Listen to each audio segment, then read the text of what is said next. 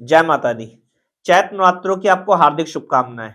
माता रानी आपके सभी मनोकामना पूर्ण करें, आपकी झोलियां भरें। ये कह लीजिए, जो भी आप मनोकामना मांग रहे हैं, चाहे वो धन की हो, परिवार की हो, सुख शांति की हो, बंगले की हो, प्रॉपर्टी की हो, रुपए पैसे की हो, हर तरीके से मनोकामना आपकी पूर्ण हो। और जो सही रास्ते पे है, सही मार्गदर्शन पर है, उनकी झोलियां माता रानी भर भर के उनको प्रदान करें। ऐसे में उनको सद्बुद्धि दे।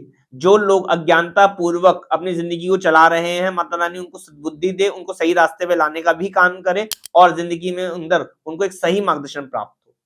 तो ऐसे में कुछ लोगों के अलग अलग सवाल होते हैं, कुछ लोगों की अलग अलग क्यूरियोसिटी होती है, जानकारी होती है कि नवरात्रे कब से शुरू हो रहे हैं, शुभ मुहूर्त क्या है, दूसरा शुभ मुहूर्त क्या है, या माताओं के दिन कैसे बिताए जाए, या किस दिन क्या कौन से काम किए जाए, और ऐसे में माता रानी का आशीर्वाद कैसे प्राप्त किया जाए। इन सभी सवालों के ऊपर एक एक करके हम बात करेंगे और आपके घर में सुख शांति समृद्धि लाने का काम करेंगे। तो ऐसे में गृहिणियां जो है वो विशेष तौर पर इस समय बहुत ख्याल रखती हैं, विशेष तौर पर उनके पति के लिए, उनके बच्चों के लिए ऐसे में कौन से विशेष उपाय करके चले जिससे कि उनकी मनोकामना सिद्ध हो, घर के अंदर सुख शांति बने, माता की विशेष कृपा उनको प्राप्त हो। तो ऐसे में सबसे पहले जो दिन चालू हो रहे हैं चैत्र के नवरात्रे के, वो 19 मार्च से 27 मार्च तक है। यानी कि 19 तारीख से लेकर 27 तारीख तक आपको माता को पूजना है, या अपने घर के अंदर वातावरण बिल्कुल साफ सुथरा, नीट एंड क्लीन रखना है। कोई लड़ाई झगड़े नहीं करने हैं, किसी भी चीजों को लेकर के लड़ाई झगड़े, आरोप विरोध नहीं लड़ने हैं। ऐसे में देखिए, जितनी सुख शांति घर के अंदर बनाई जाती है, जितना मेंटल पीस रखा जाता है, जितना दूसरों के आदर सत्कार किया जाता है, उतना ही माता रानी प्रसन्न होती है। इसके अंदर प्याज, लहसुन, मांस, मदिरा, अंडे का सेवन भूल के भी नहीं करना चाहिए इन दिनों में। ऐसे में ये खराबी का स्तर लाता है और माता को क्रूर रूप में आपके घर में विराजमान कराता है, और अज्ञानता पूर्वक जब आप गलतियां कर देते हैं, ऐसे में दिक्कतें पेश आती है फिर आपको। तो इसमें भूल कर भी आपको मांस, मदिरा, अंडा, प्याज और लहसुन का सेवन बिल्कुल नहीं करना चाहिए इन नवरात्रों के टाइम पर। ऐसे में बाल जो है वो नहीं कटवाने चाहिए नवरात्रों से पहले ही। आप अपने बाल, ये कह लीजिए, बालों को कटवा लीजिए, नाखून कटवा लीजिए नवरात्रे शुरू होने से पहले पहले ही। ऐसे में साफ सुथरा, नीट एंड क्लीन बन के रहिए, जितना हो सके सात्विक रहिए, परफ्यूम इत्र आदि का प्रयोग करिए, घर के अंदर एक साफ सफाई का प्रबंध करिए। कुछ लोग जो विशेष तौर पर माता रानी को एक कह लीजिए प्रसन्न करना चाहते हैं, तो कुछ लोग ऐसे भी है जो मंदिरों में जाकर के सफाई कर सकते हैं। तो इस टाइम पर अपने घर के मंदिर की सफाई तो करनी ही करनी है, परंतु साथ-साथ आप मंदिर के अंदर जाकर भी अगर सफाई सफाई का काम करते हैं या सफाई करते हैं, झाड़ू पोछा वहाँ पे लगा के आते हैं, या कोई सफाई का प्रबंध करते हैं वहाँ पे, तो ऐसे में भी विशेष कृपा माता की प्राप्त होती है। ये दिन सौभाग्य के हैं। ऐसे में आप माता रानी को वहाँ पे सजा सकते हैं मंदिर में जाकर के, उनको चुनरी उड़ा सकते हैं, या छत्र लगा सकते हैं, चूड़ियाँ पहना सकते हैं माता रानी को, मिठाई का भोग लगा सकते हैं। ऐसे में जो उनके 16 श्रृंगार होते हैं वो कर सकते हैं। ये सारे ही काम आप कर सकते हैं यदि आपको यदि आप इस टाइम पे चैत्र के नवरात्रों में माता रानी का विशेष कृपा प्राप्त करना चाहते हैं। तो एक-एक करके हम उनके दिन जानते हैं, उनको माता रानी को क्या भोग लगाया जाए इसके बारे में भी चर्चा करते हैं, और आखिरी में बताते हैं कि शुभ मुहूर्त इसका कब का है। अब जानते हैं शुभ मुहूर्त कब का है। घर में एक कलश स्थापना कब करनी चाहिए और किस दिन स्थापना करें, किस समय स्थापना करें। तो ऐसे में 19 मार्च के दिन सुबह 6:52 से 7:43 तक सुबह का ये पहला मुहूर्त है कलश स्थापना का। जो भी परिवार माता रानी की चौकी बिठाना चाहते हैं, तो वो इस समय पे बिठाएँगे तो उनकी मनोकामना ज़रूर दर ज़रूर पूर्ण होगी। परंतु कुछ लोग टाइम के अनुसार इस चीज़ को नहीं कर पाते हैं, तो उनके लिए दूसरा अभिजीत मुहूर्त जो है, वो 12:05 दोपहर से 12:53 का है। तो वे इस समय का भी पूर्ण इस्तेमाल कर सकते हैं और यहाँ पर अपनी चौकी बिठा सकते हैं। तो ऐसे में ये मुहूर्त विशेष तौर पर सिद्ध किए जा रहे हैं, और ऐसे में इन समय पर यदि वो कलश स्थापना करते हैं तो उनकी सारी मनोकामना भी पूर्ण होंगी और हर घर में खुशियां भी प्राप्त होंगी। अब जानते हैं कि पहला नवरात्रा किस माता का होता है और उनको क्या विशेष भोग लगाया जाए, और ऐसे में उनकी विशेष कृपा कैसे प्राप्त की जा सकती है। तो पहला दिन होता है माँ शैलपुत्री का। इस दिन माँ शैलपुत्री को गाय के घी का भोग और गाय के घी की बनी हुई मिठाइयां यदि प्रदान की जाए, उनको भोग लगाया जाए, तो ऐसे में माँ शैलपुत्री की विशेष कृपा प्राप्त होती है। और ऐसे में ही इस दिन विशेष तौर पर लाल किताब के उपाय क्या कहते हैं कि इस दिन छोटी छोटी कन्याएं जो होती है, जो 9 साल से छोटी कन्याएं होती है, उनको घी का दान या घी से बनी हुई मिठाइयां का दान या कुछ भोजन का दान उनको किया जाए, तो ऐसे में लाल किताब के अनुसार उनको मां शैलपुत्री की विशेष कृपा प्राप्त होती है और जिंदगी के अंदर उनको सुख शांति प्राप्त होती है। दूसरा विशेष दिन होता है मां ब्रह्मचारिणी का। कौन सी विशेष चीजों का भोग लगाया जाए जिससे कि मां ब्रह्मचारिणी की विशेष कृपा उनको प्राप्त हो? तो ऐसे में चीनी और मिश्री का भोग अवश्य जातक को मां ब्रह्मचारिणी को लगाना चाहिए।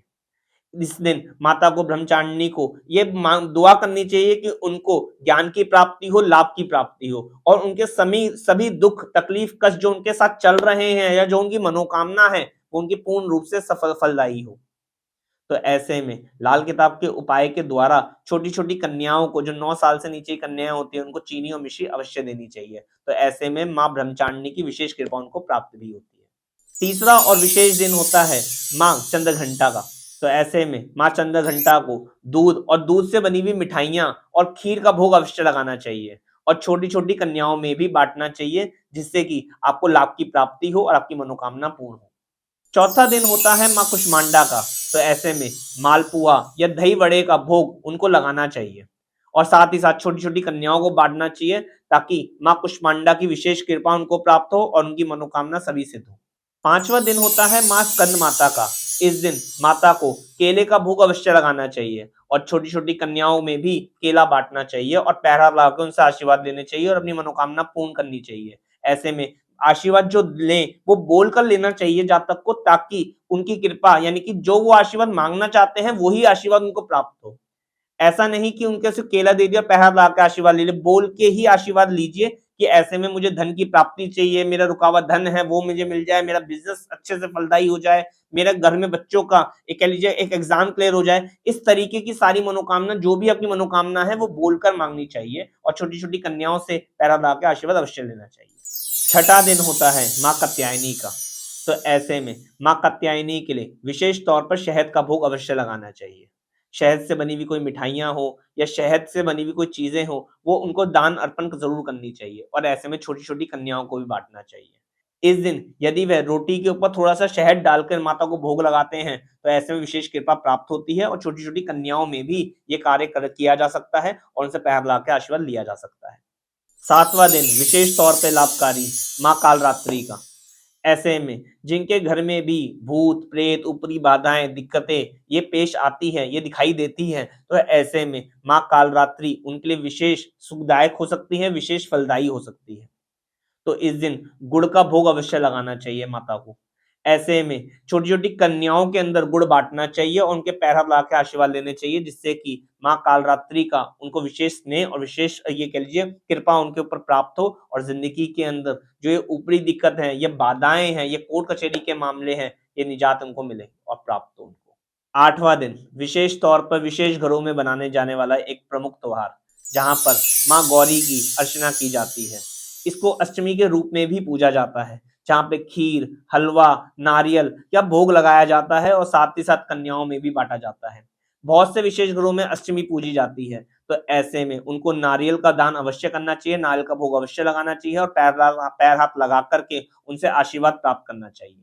नौवां दिन मां सिद्धिदात्री का, जिसको लोग नवमी भी बोलते हैं और नवमी बहुत से घरों में पूजी भी जाती है। तो ऐसे में उनको हलवे का भोग, खीर पूड़ी का भोग, एक दिन मिठाई का भोग और नारियल का भोग यह अवश्य लगाना चाहिए और साथ ही साथ कन्याओं में, छोटी छोटी कन्याओं में बांटना भी चाहिए। और ऐसे में ये दिन उनके लिए विशेषकारी सिद्ध होते हैं और 9 के 9 दिन ये क्रिया करके लोग इसको जागरूक कर सकते हैं, माता रानी की विशेष कृपा प्राप्त कर सकते हैं और माता रानी की असीम शक्तियों को वो महसूस कर सकते हैं अपनी जिंदगी के अंदर। इतना सा करके 9 के 9 दिन विशेष तौर पर पूछ करके इंसान जिंदगी के अंदर कामयाबी हासिल करता है। परंतु इसके अंदर सद हिदायत है कि सात्विक रहना, अपने आप का आचरण बिल्कुल साफ रखना, एक तरीके से प्रभु का नाम लेकर के, गुरुओं का नाम लेकर के आगे बढ़ना, माता रानी को पूजना दिन रात, ऐसे में माता रानी की आरती गाना, गुणगान गाना, भजन कीर्तन करना, ये विशेष तौर पर लाभकारी सिद्ध होता है जिंदगी के अंदर। और 9 के 9 दिन ये कह लीजिए, जो लोग साधना करते हैं, सिद्धियां प्राप्त करना चाहते हैं, 9 के 9 दिन माता रानी की विशेष कृपा प्राप्त होती है उनको और कोई भी चीज जल्दी सिद्ध भी हो जाती है और साधना के द्वारा, मंत्र जाप करने के द्वारा उनको विशेष कृपा भी प्राप्त होती है। जो लोग ऑफिसेज के अंदर बिजी रहते हैं, जिनका शेड्यूल बहुत टाइट रहता है, जो लोग निकल नहीं पाते, जो लोग इस दिन ये विशेष तौर पर ये क्रिया कर नहीं पाते, तो उनके लिए एक उपाय अवश्य है कि ऐसे में 9 के 9 दिन वो पूरी सब्जी का ले लीजिए, घर से बनवा लीजिए या आफ्टर मार्केट परचेज कर लीजिए और ऐसे में कन्याओं में बांटना शुरू करिए। विशेष कृपा माता रानी की प्राप्त होती है। 9 के 9 दिन जो लोग पूरी सब्जी का भोग लगवाते हैं या कह लीजिए कन्याओं में बाँटते हैं कि 9 के 9 दिन ही उनके ये मान लीजिए सिद्धिदात्री जैसा या कि न नवमी जैसे फलों की प्राप्ति उनको प्राप्त होती है। सारे के सारे काम, सारे के समक्ष बाधाएँ दूर होती नज़र आती हैं, जो लोग 9 के 9 दिन पूरी सब्जी का भोग लगाते हैं और कन्याओं में बाँटते हैं। तो जैसे भी हो, मेरे भाई-बंधु जो भी व्यापारी हो, जो लोग कोई भी क्रिया ना कर पा रहे हों, तो या बिज़ी शेड्यूल रहता हो जिनका, तो ऐसे में पूरी सब्ज़ी या तो घर से बना के ले जाइए या आफ्टर मार्केट खरीद कर के कन्याओं में अवश्य बाँटिए। फिर देखिए काम कैसे होते हैं। ये एक ब्लेसिंग्स का दिन है, ये उपाय से हट के करने वाले दिन है, ये माता को पूजने वाला दिन है। तो ऐसे में ये उपाय करके, दान दक्षिणा करके, दान पुण्य करके आप अपनी ज़िंदगी को बेहतर से बेहतर सँवार सकते हैं और माता रानी की विशेष कृपा प्राप्त कर सकते हैं। ये होते हैं कुछ नवरात्रि को पूजने की विधि और क्रियाएँ। तो ऐसे में आप भी विशेष तौर पर माता रानी का स्नेह प्राप्त करना चाहते हैं, तो इन गाइडेंस का ध्यान रखिएगा और ज़िंदगी के अंदर इसको फ़ॉलो करिएगा। फिर देखिएगा 9 के 9 दिन कैसे निकलते हैं और पूरा साल ही माता रानी की ब्लेसिंग्स कैसे निकलती हैं आपकी, माता रानी का ब्लेसिंग्स कैसे मिलती हैं आपकी और ये पूरा साल कैसा निकलता है आपका। जय माता दी।